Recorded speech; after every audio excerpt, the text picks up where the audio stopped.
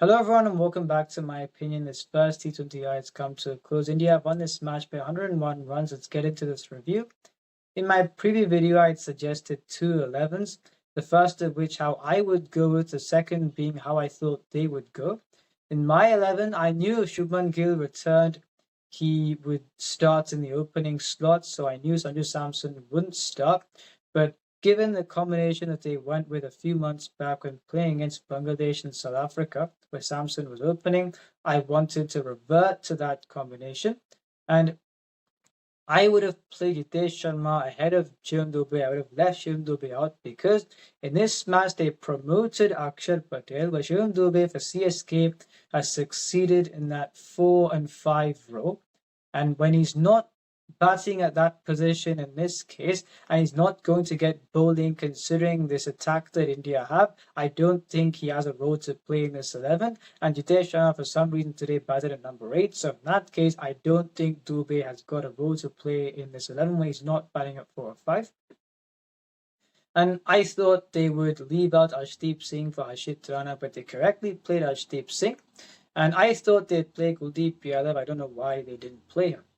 And for South Africa, I suggested an 11 where I think you may say this in hindsight. In the previous video before, I thought Reza Hendricks could play Hava. I thought who's more likely to start in the T20 World Cup, Brevis or Reza Hendricks. I think if Matthew Bretzke was available, and I'd said this where I don't know why, if they're looking to move on to Reza Hendricks, why would they pick him in the squad when they've been iffy about whether he should play in the team or not? Matthew Bretzke has been playing in the ODI series. They could have asked him to stay for this series. So in that case, I would have played Matthew Bretzke. But I think from the next match, Reza Hendricks, number 3, in place of Donovan Ferreira.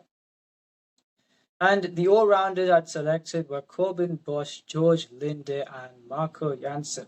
Now, Henrik Nokia today, I'd said he should be in my 11. He went for 41 runs. Corbin Bosch would also be that expensive, and we would have been that expensive in this match and the next match, considering the lengthy balls and the type of surface they'd be playing on. But he'd also would have added something with the bats. And I think the vital selection was George Linde. I knew they wouldn't play him, where they've not been playing a second spinner in the subcontinent. He could have been used as a floater and would have provided more assistance to Keshav Maharaj, who went for runs today. And Lungi Ngidi, I think, given the nature of the wickets that fell, the top order of India would much rather play against pace on than pace off. So Lungi Ngidi, I wouldn't say it was a bad decision that he played. I don't know why Luthos Pamla played 2 for 38 in his 4. I think if Corbin Bosch and George Linde played ahead of Henrik Nokia and Luthos Pamla, it may have been better for South Africa. And when the toss was won, they chose to bowl first, in spite of me saying in my previous video, there's been an instance where India scored 180 and then bowled Sri Lanka out for 87. And I thought India they'd be putting themselves in the best stead if they batted first in this match, and South Africa gifted that to them. And now for the first innings, where Shubman Gill, I'd said in my previous video where I would have started with Sanju Samson, and they're going to continue playing him. But I think from the next match, if he continues to not score the bigger runs, I think Samson should open, but let's see how they go. The reason why I'm saying that is because if Samson opens, then playing Jitesh or Rinku Singh is an option. If Samson doesn't open, you have to play a keeper at number 6. It makes you inflexible, and I don't think that is ideal. And on Surya Kumar Yadav, people are criticizing him. According to me, if you're looking at the difference between when he plays on services with truer bounce and more slow services, for example, Mumbai and Chennai in the IPL, you'd see that on the slower services, he tends to struggle. Because of the shot selection, he's someone who uses the pace and plays square of the wicket. And when the trueness of the bounce reduces, when there's not as much pace to work with, then he tends to struggle. I think if he develops a range of shots that help him succeed on those slower services, then we would see him be more successful, closer to what he does on the more batting-friendly surfaces. And I'd say this again. If Akshar Patel is going to bat at 5, there is no place for Shivam Dube in this team. Akshar Patel has been playing that role well. So I don't understand why they included Dubey. Hardik Pandya, I'm not surprised with the innings that he played. I expected it given how good he has been. 175 on this surface, I thought that India were going to win the match. And now on South Africa's bowling, where, as I said, Lungi Ngidi, he sort of bought wickets by pulling the slow deliveries against the top order. Anrik Nokia, 9 for 41, Luther Sipamla, 2 for 38. I think the difference was George Linde and Corbin Bosch. And from the next match, Donovan Ferrari bowled 2 overs. Markram could have bowled those 2 overs so they could have played Reza Hendricks, and that should happen from the next match.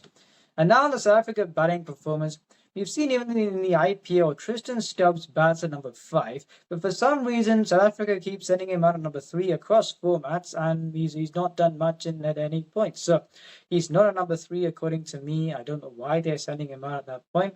And there's not a depth in the 11 they selected with the bat. Marco Jansen, especially on this service, is a lottery. Keshav Maharaj and number 8, those days are gone. In the last 2 years, he's not done anything with the bat. Donovan Ferrari on this surface, a lottery. Tristan Stubbs at number 3, meaning half your lineup isn't going to score runs. On this kind of surface, against that kind of attack, you've got no chance. And for India, if Kuldeep Yadav had played rather than thinking about batting at number 8, then they would have won this match by a bigger margin. So that is on that. And now on the next match, this match will be taking place in New Chandigarh, where the stats from IPL 2025, batting first is yielded 1 win, batting second is yielded 2 wins. The average first inning score being 170, the average second inning score being 154. Pace economy 9.33, spin economy 8.04, wicket split pace 43, spin 30. However, if you're looking at the teams such as the Punjab Kings who played with 5 seamers, that's the reason why the Pacers would have higher wickets than the spinners. Looking at the trends at this venue, the spinners have had a good economy rate outside the power play. They should not be bowling in the power play. And in the first 10 overs, it's where you should score a 50-odd runs in the power play and then stabilize to get that at 85 in 10 overs. That would give you a great chance to post at least 170 and give you a great chance to win this match.